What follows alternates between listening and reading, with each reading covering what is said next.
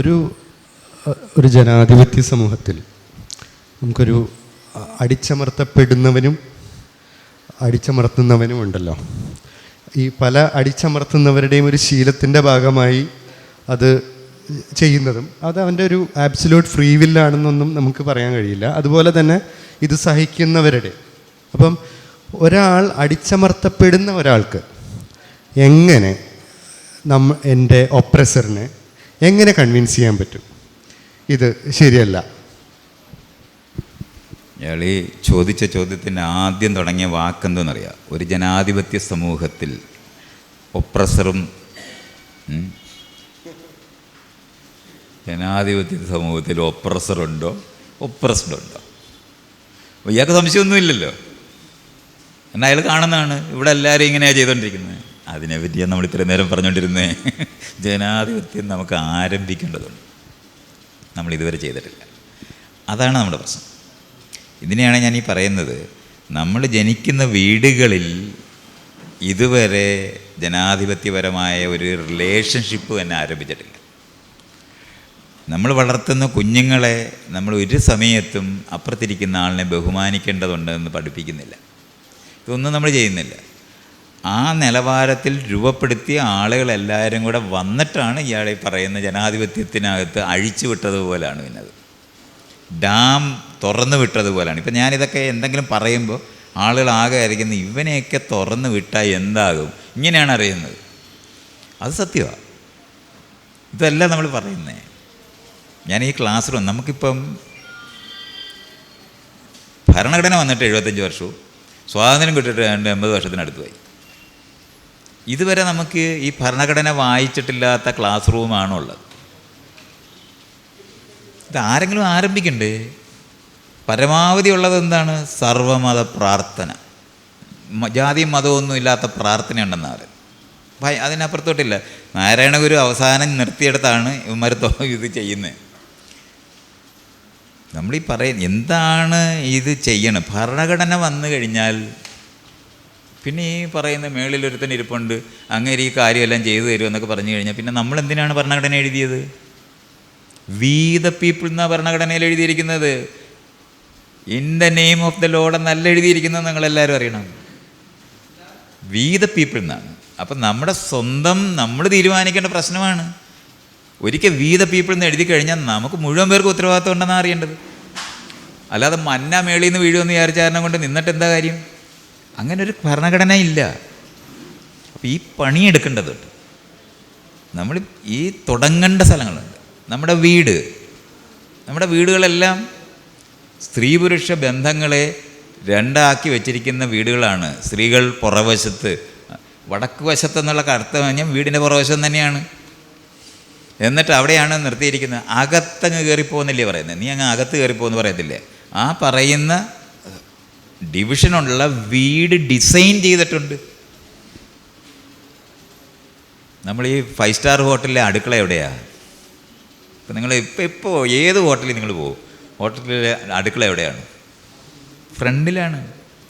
കാര്യം അത് വൃത്തിയായിട്ടിരിക്കുന്നു എന്ന് നാട്ടുകാർക്ക് കാണണം. പക്ഷെ നമ്മുടെ വീടുകളിലെല്ലാം വൃത്തിയാണെന്ന് വിചാരിക്കും നമ്മൾ. എൻ്റെ അമ്മയുടെ വീട്ടിൽ ധനമുള്ള വീടായിരുന്നു. അവിടുത്തെ ആ സ്റ്റോർ റൂം തുറന്നാലുണ്ടല്ലോ 1,00,000 പാറ്റ ഉണ്ടായിരുന്നു.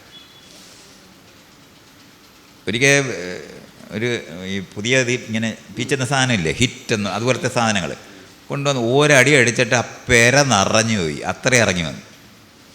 അത് കഴിഞ്ഞിട്ട് അരി മാത്രം വയ്ക്കുന്ന ഒരു ഏരിയ ഉണ്ടായിരുന്നു, ഒരു ചെറിയ മുറി. അത് തുറന്ന് എലിയെ കൊണ്ട് നമ്മളിങ്ങനെ താടിക്കും കൈയും കൊണ്ട് തിരുന്നു. ഈച്ച എല്ലായിടും ഉണ്ട്. പക്ഷേ ഏറ്റവും വൃത്തിയുള്ള വീടായിട്ടാണ് ആ ചുറ്റുപാടുള്ളവർ വിചാരിക്കുന്നത്. അപ്പം നമ്മുടെ വീടിൻ്റെ വൃത്തി എങ്ങനെയാണ്? നമ്മുടെ ഈച്ച, നമ്മുടെ പാറ്റ, നമ്മുടെ എലി, പിന്നെ നമ്മുടെ മൂക്ക്, നമ്മുടെ ആസനം, അവിടെ എല്ലാം വിരലെല്ലാം ഇട്ട് ഇവിടെ എല്ലാം ചെവിയിലും തുറന്ന് മാങ്ങാ ചെത്തിത്തരും. വൃത്തിയുള്ള കൈ കൊണ്ട് മാങ്ങാ ചെത്തിത്തരും. ഒരു പ്രശ്നമില്ല. അങ്ങനത്തെ വൃത്തിബോധത്തിലാണ്. അതേസമയത്ത് കേക്കിനകത്ത് പാറ്റായിരുന്നു. എടാ രുചിയോടെ തിന്നാമെന്ന് പറയാനേ പറ്റത്തുള്ളൂ, കാരണം നമ്മുടെ വീട്ടിലെ പാറ്റ അങ്ങനെ തന്നെ ഇരിക്കുന്നത്. എൻ്റെ വീട്ടിലൊക്കെ പൂത്ത എന്ന് പറഞ്ഞാൽ അവിടെ ചെത്തിയാൻ കളഞ്ഞാൽ മതി. പൂത്തതെന്ന് പറഞ്ഞാൽ ഫംഗസ് പിടിച്ചാണ് ചത്തുപോകുമെന്ന് പറഞ്ഞിട്ടാണ് ഇവിടെ ഭയങ്കര സയൻസൊക്കെ പഠിച്ചിട്ടുള്ളവർ പറയും അത് തിന്നരുത്. നമ്മളിവിടെ ആണെങ്കിൽ മേളിൽ നിന്ന് അതങ്ങ് വടിച്ച് കളയും, ചെത്തിക്കഴിഞ്ഞാൽ പ്രശ്നമായി. ഇപ്പം ഈ എന്താണ് നിപ്പ വരുന്നത് കഴിഞ്ഞാൽ കുറേ ദിവസത്തേക്ക് മാങ്ങാ തുടത്തില്ല, അത് കഴിഞ്ഞാൽ പിന്നെ കടിച്ചതെല്ലാം ഇങ്ങനെ നമ്മൾ ചെത്തും. ഇതെല്ലാം നമുക്കറിയാവുന്ന കാര്യമാണ്. അപ്പോൾ ഈ വൃത്തിബോധം എന്ന് പറയുന്നത് നമ്മുടെ വീട്ടിൽ നിന്ന് നമ്മൾ ഇതുവരെ ആരംഭിച്ചിട്ടില്ല. ഇത് എവിടെയാണ് നമ്മൾ പഠിക്കുന്നത്?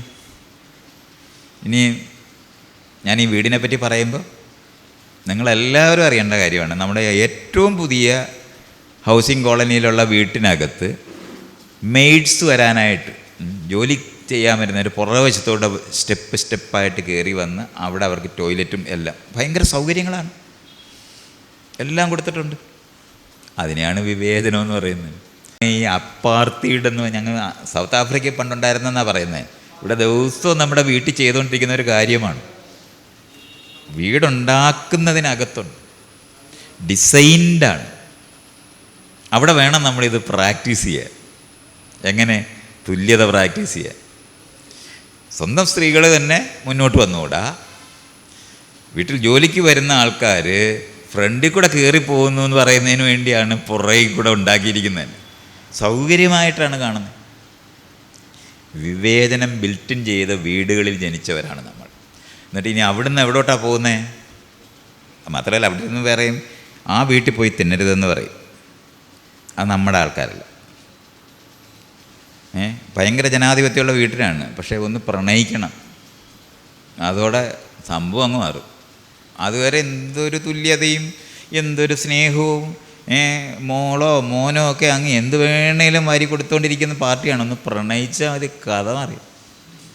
വെടിവെച്ചു കൊല്ലും. ഓണർ കില്ലിങ്ങൊക്കെ നമ്മുടെ നാട്ടിൽ, നമ്മൾ ഇതൊക്കെ വേറെ രാജ്യത്തുണ്ടെന്നാണ് പറയുന്നത്. ഇവിടെ ചെയ്യുമ്പോൾ ഒരു ഐഡിയ ആർക്കും ഇല്ല. ഇല്ല തീർന്നില്ല ഞാൻ തുടങ്ങിയിട്ടേ ഉള്ളൂ.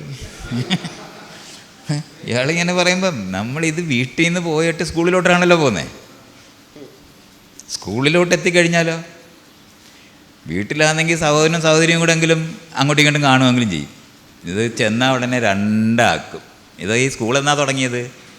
ഇംഗ്ലണ്ടുകാർ തലപൊട്ട് ഇനി മേലെ ആ രാജ്യത്തിൽ ജീവിക്കരുതെന്ന് തീരുമാനിച്ചിരുന്ന വിക്ടോറിയൻ കാലത്താണ് നമ്മളിപ്പോഴും ഉള്ളത്. കാരണം സായിപ്പ് പഠിപ്പിച്ചതാണ് രണ്ടായിട്ടിരിക്കണം.